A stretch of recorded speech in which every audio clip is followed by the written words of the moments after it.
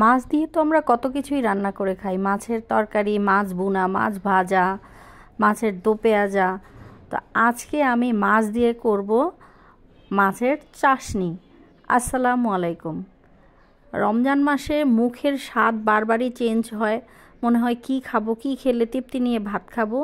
তো সেই ভাবনাতেই আজকে তৈরি করছি রুই মাছের চাশনি। তো প্রথমে আমি রুই মাছটা হলুদ, মরিচ, আদা, রসুন, ধনিয়া গুঁড়া, সামান্য একটু জিরা গুঁড়া দিয়ে সুন্দর করে লাল লাল করে ভেজে নিয়েছি। সাথে একটা আলু ফালি করে নিয়েছি আর একটা টমেটো ফালি করে নিয়ে সেটাও আমি সুন্দর করে তেলে একটু সময় নিয়ে ভেজে নিয়েছি, যেহেতু আলুটা এখানে আমার সিদ্ধ হতে হবে। এই যে দেখুন, আলুটা আমি চাপ দিয়ে দেখছি যে সিদ্ধ হয়ে গেছেনি। তারপরে ভাজাটাও সুন্দর হয়েছে, টমেটো আমার ভাজা গলে গেছে। তারপরে আমি নামিয়ে নিলাম। এখানে আবার নিয়ে নিব কিছু রসুন আর গোটা কাঁচামরিচ আর কিছু পেঁয়াজের কুচি।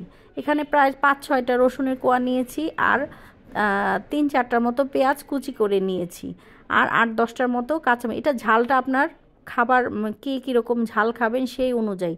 তারপরে এটা আমি হালকা তেলে ফ্রাই প্যানে সুন্দর করে একদম লাল লাল করে ভেজে নিব। তারপরে এখানে 3টা শুকনো মরিচ নিয়ে আমি ভেজে নিয়েছি, ওই যে বললাম ঝালটা আপনার অনুযায়ী নেবেন। তারপরে নামিয়ে নিয়েছি। এখানে আমি ঠান্ডা হয়ে যাওয়ার পর মাছের যে কাটা আছে, ইলিশ মাছ রুই মাছের যে কাটা আছে সেটা আমি সুন্দর করে বেছে নিব। এই যে মাঝখানের কাটাগুলো, তারপরে পুরোটা কাটা বেছে নিয়ে একদম ঝুড়ির মতো করে নিয়েছি। টমেটোর খোসা ফেলে টমেটোটা হাত দিয়ে কচলে নিচ্ছি ভালো করে। আর আলুটা না একটু গরম থাকাকালীনই কচলে নিলে ভালো হয়। আমি একটু ঠান্ডা হয়ে যাওয়াতে একটু আলুটা হার্ড হয়ে গিয়েছে। তারপরে সুন্দর করে আলুটাও ভালো করে ম্যাশ করে নিয়েছি যাতে একদম মিশে যায়, কোনো দানা দানা ভাব না থাকে। তারপরে এই 3টা জিনিস, আলু, টমেটো আর মাছটাও আমি ভালো করে মিক্স করে নিব। তারপরে যখন 3টা জিনিস, দেখুন মাছের কাটা যাই না, হাত দিয়ে নাড়া দিচ্ছি আর একটা করে কাটা বের হচ্ছে।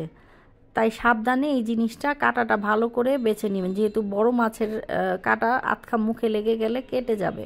তারপরে এখানে ওই যে বেরেস্তাগুলো, রসুন, পেঁয়াজ, কাঁচামরিচ আর শুকনো মরিচটা ভালো করে হাত দিয়ে ডলে একদম কচলে নিব। রসুনগুলো ভালো করে কচলে কচলে নিব। তারপরে এখানে কিছু স্বাদ মতো লবণ দিয়ে দিব। লবণ দিয়েও আবার এটা ভালো করে মিক্স করে নিব।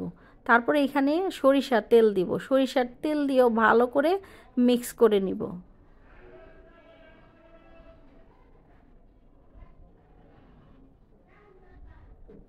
চাশনি বা ভর্তা যে কোনো এই ধরনের রেসিপিতে হাতের মাখাটা খুবই জরুরি। মাখাটা যদি সুন্দর হয়, মসৃণ হয়, তাহলে খেতে কিন্তু অনেক স্বাদ লাগে।